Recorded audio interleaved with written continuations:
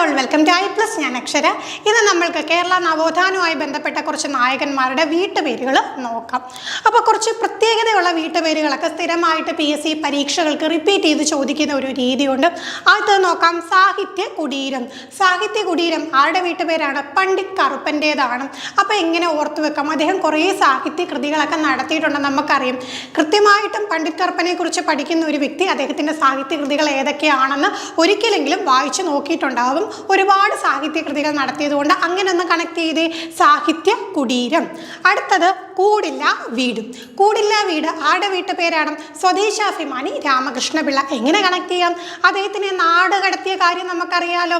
അന്നത്തെ ഭരണത്തിനെതിരായിട്ട് സ്വദേശാഭിമാനി പത്രത്തിൽ എഴുതിയത് കൊണ്ട് അദ്ദേഹത്തിനെ നാട് കടത്തിയ കഥയൊക്കെ നമുക്കറിയാം. അപ്പം നാട് കടന്നു കൂടും വീടും ഇല്ലാതെ അദ്ദേഹം ഇവിടുന്ന് പോകേണ്ടി വന്നു.